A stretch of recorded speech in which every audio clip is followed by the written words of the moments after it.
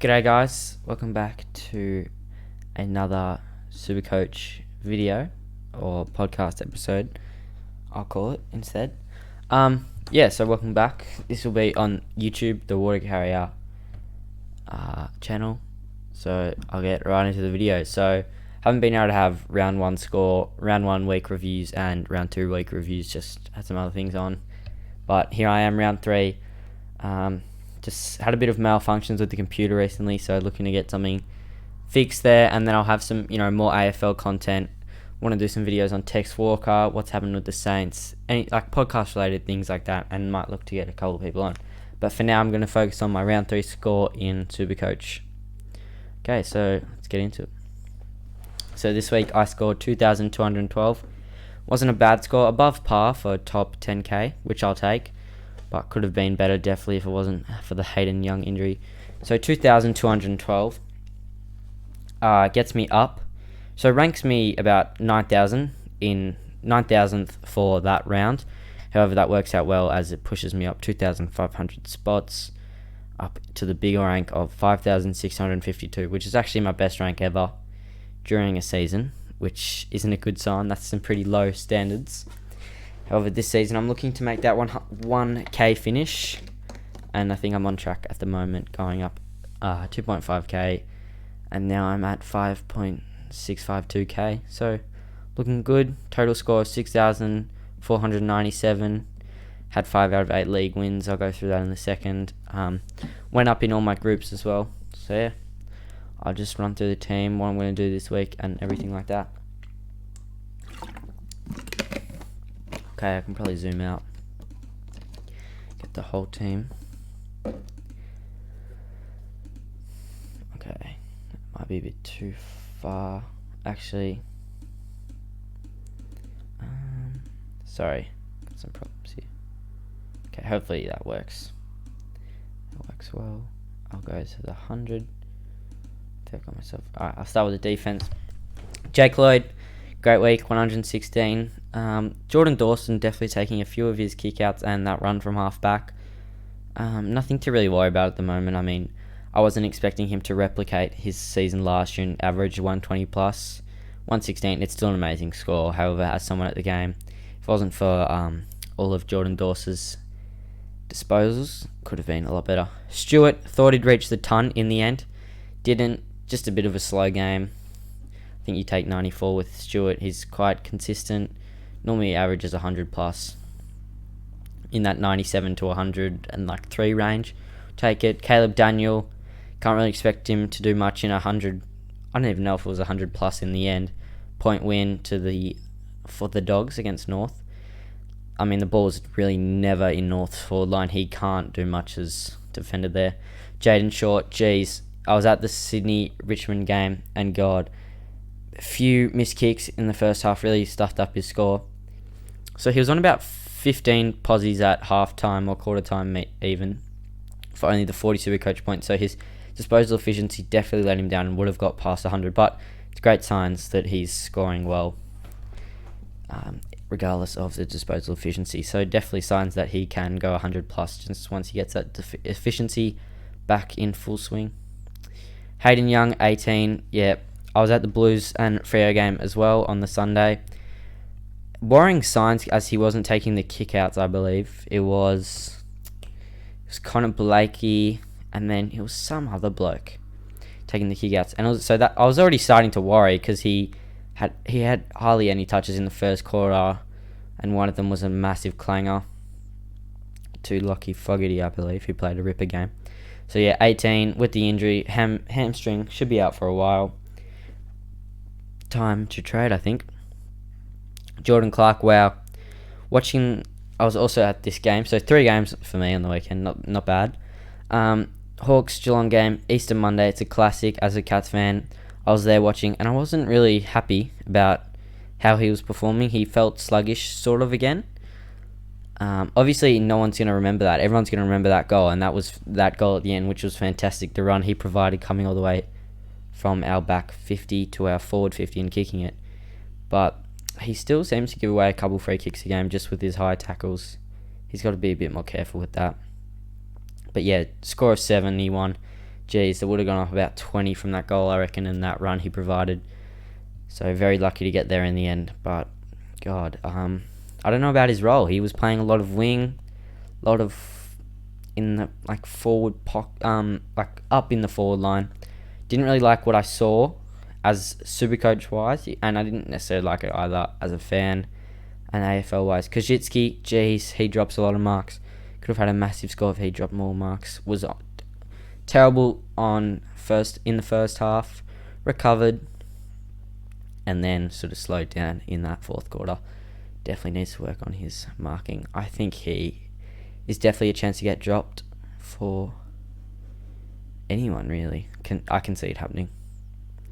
Highmore, I think he should come back in this week. Saints have an average losing margin of 75 points when he doesn't play, as seen last round, losing to the Bombers by 75 points. I think he was just the player they were sort of missing, even though they chose to drop him. I think he should come straight back into the side, and that's what I'm hoping for. Then I'm not too fussed if Koschitzki comes back in, because if we look here, don't know if you're about to see it, but Hawks play on the Sunday, last game. Koschitzki will be the perfect loophole for me. Okay, moving on. McRae, bad first half, recovered well. Really good last quarter. It's not a bad score. The only shining light for St Kilda, Jack Steele. Great score at 132. Merritt, a great score, 115. Laird, he slowed down in that fourth quarter. I think he was on about 90 at three-quarter time when I checked the fan footy. So disappointing that he could have gone plus, but you'll take the 95 any day of the week. Goulden, definitely expected his run to come to an end soon enough. It was just a matter of when and how. 74, I guess I'm still going to take that.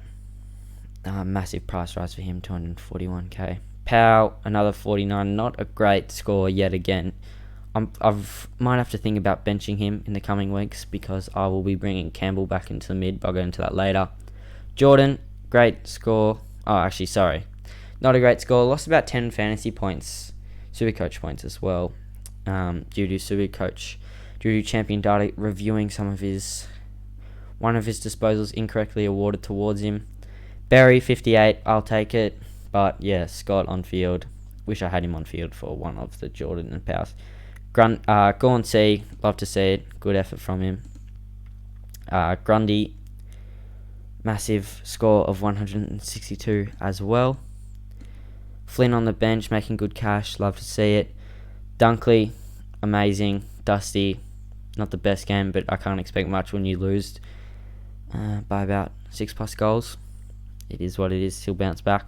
Zeeble, massive game. Was expecting him to rack the foot pill up a lot when you lose that much to the Dogs. So the ball's definitely in his defense where he could grab it. They love going to him. The Dogs, the Roos players love using him, and he gets tons of cheap posies, just like Jake Lloyd. Campbell, disappointing score. Can't really say much about it. Warner, love watching him play. That goal when he came out and then took on Shea Bolton, kicked it from about 50. Amazing to see. And then the trade for this week, obviously you wouldn't have known it, but I brought in Fullerton for Henry. Fullerton, I knew Fullerton's not going to make that much money. It's more just for the job security.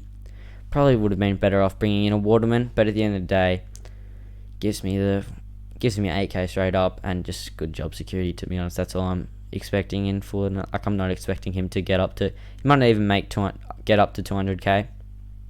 It's more just I know he's going to be playing week in, week out, especially with the McInerney and McStay injuries. So he should be guaranteed in this team up to the buys. Rowe, another poor score from him, following his round 1 massive score of a ton on the bench, and then Bergman was dropped. Okay, so normally I have a timer to see how long I'm into the video, but I think what I'll do is I'll get into this week's trades. So I'll zoom out. So firstly, before I do that, I want to talk about some of the must-haves I need in my team. So Impey, love his work. Really missed out not grabbing him.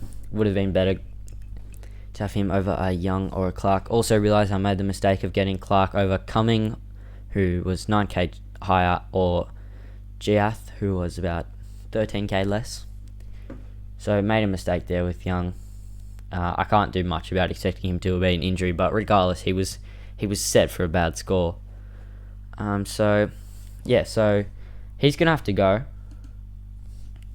Now, looking at the options, I'm not going to bring anyone in the defense into him. I'll tell you some of the things I looked at, which are quite interesting. So, firstly, I've thought, why don't I do this? Get in my boy Heath Chapman, who you'll hear a lot about in this video. Played well with the 86 points. Cheers. Alright.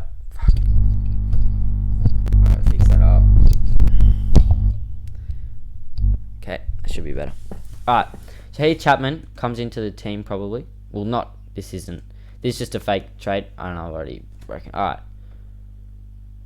I'm just going to go through the options of what I'm looking at doing this week.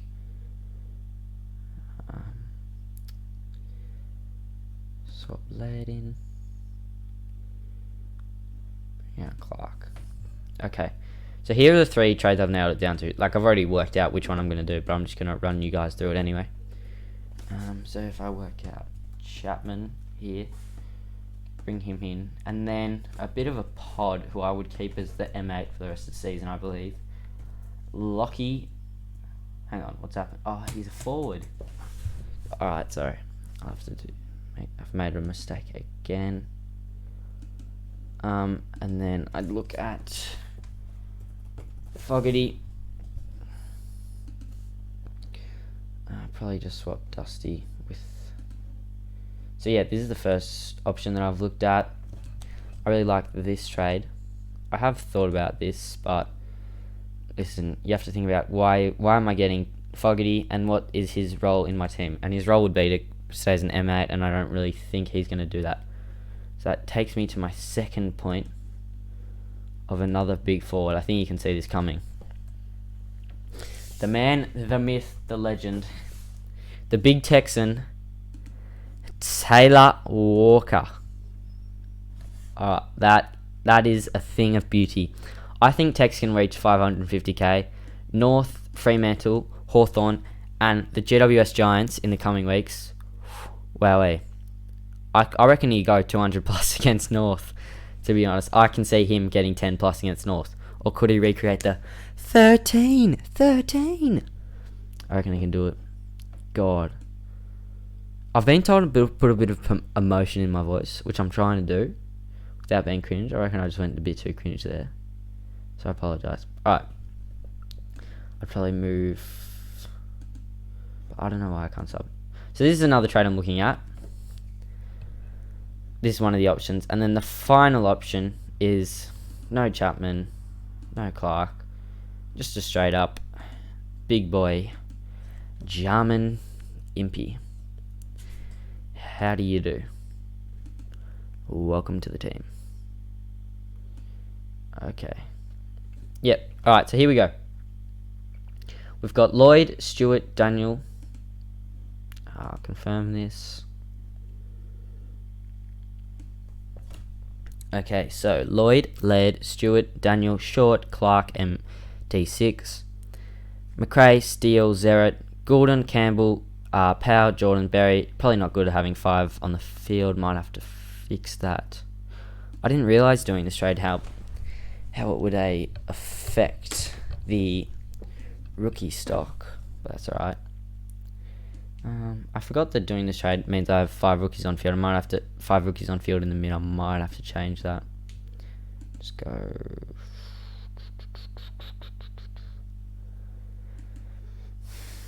Okay, I can think about doing something like that. I probably don't need to. Okay, so this is what I'm probably going to be rocking with. I don't necessarily love it as much as I've first did. I think I must have done something wrong compared to what I first did, because I don't remember doing this and having only 3 primos in the mid, but you know, it is what it is. I still think all these are capable of big scores. Barry definitely, Jordan definitely, Powell, think he needs to bounce back. And Adelaide's not the worst opponent. And I've just said the Big Tex could go 10 plus against them. I think Adelaide could still thrash them, but it's not the worst opponent. So that's probably just the trade I'm going to go to. Get Jarman Impey into the team. He's a must-have, I feel, at this point. 2 100s in a row with 123 last week and 108 this week. He's someone I have to consider, and I've just decided, you know what, I'm going to sideways Young, right to him, DPP, and it should be alright. I think it helps with the F6 problem. I don't know. There's a bit going on here because, in all honesty, if I zoom out a bit, get the full team picture.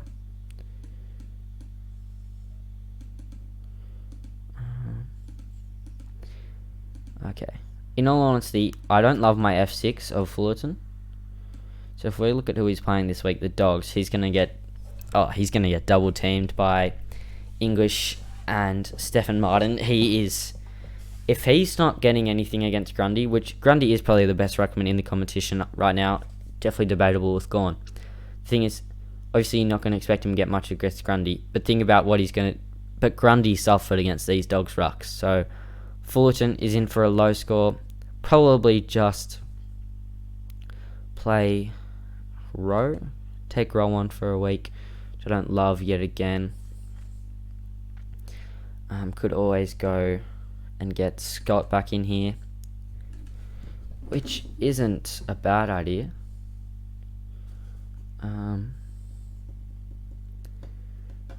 So Fullerton. Highmore should be back this week. So what I might do is I might go with this is probably how I line up this week, with the VC here.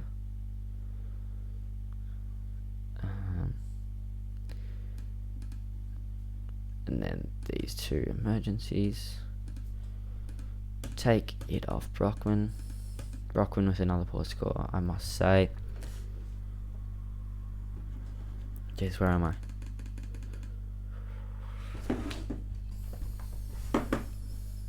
Have I lagged out here? What am I on? 17 minutes, alright. It's not that bad.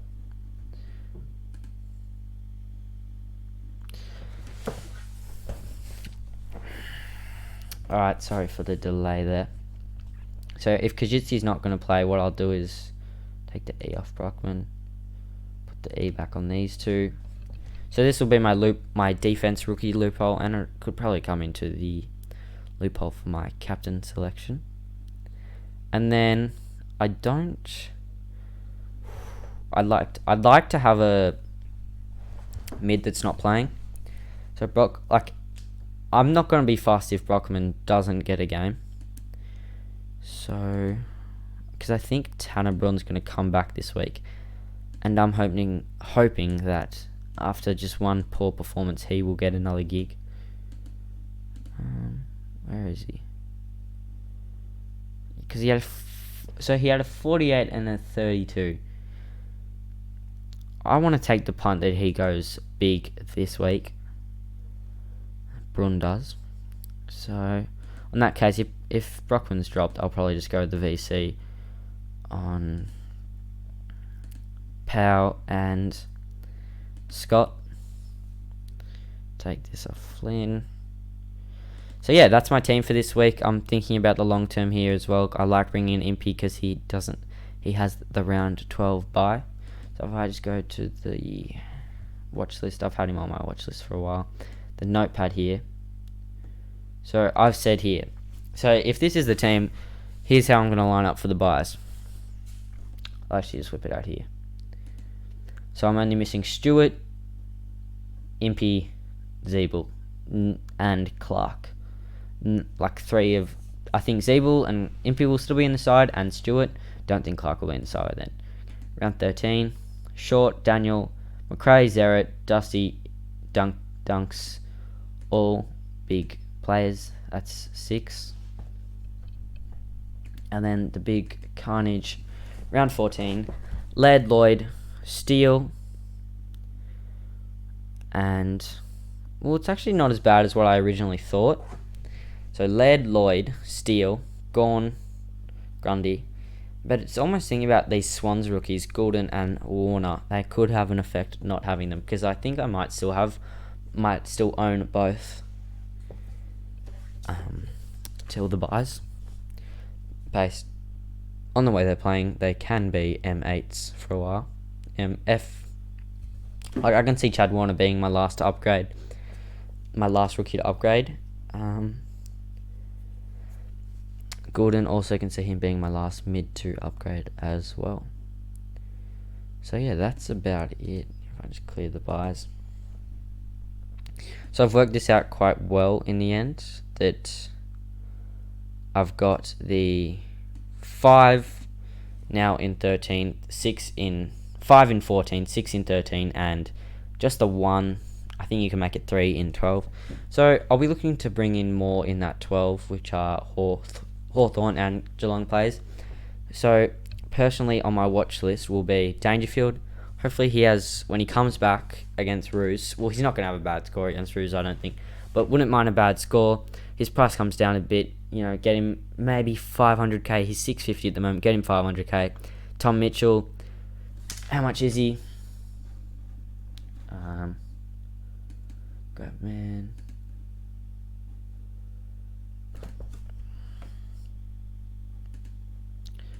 Where is it? Alright, here we go. And then Tom Mitchell, I'll also look to bring in 600k. It's not bad. Hopefully that price will keep dropping due to that poor score. Well, it's not a poor score, 89, but not his best. So just going back on that, look at Mitchell here. Just wanted to look at that break even. So yeah, a break even 153. I don't think he's going to hit that, so it should bring his price down a lot more. And then the main thing is, so I'm just going to probably be targeting Mitchell and Dangerfield come upgrade season, which will be in a couple of weeks. So if I just go any other players I can get, North, Geelong, and Hawthorn. Alright, so just looking at that buy. Guthrie, another one I could look at. He's playing really well. Could be a bit of a pod as he is at the moment. 1.4. Being traded into a lot of teams at the moment. And there's no one really from North that I'm really interested in. So yeah, that really rounds it up. Went well in leagues. 5 out of 8. I'll take it. And then the groups here is the important thing. The Mitra on YouTube, 16th. The Yanar Cup, 59th. 200th in the Jock Reynolds, which is a good rank considering how many are in it. And then you can sort of just run through the rest there. So I didn't go down in any except the Supercoach with DR. And then I just stayed the same in the Big Footy Supercoach group. So yeah, I'll take it. Good week overall. Looking to come back this week with an even better score. Probably just going to use the one trade. I'm thinking about getting Heath Chapman in, but just don't have the cash unless I want to go Fullerton. But I'm not going to trade Fullerton out when I just got him in. And the whole reason I have him is for job security, and I just want him to sit at F8 for as long as possible. So yeah, that's about all I've got to say. Thanks for watching. Please leave a like on the video, subscribe, all that stuff, and yeah, cheers.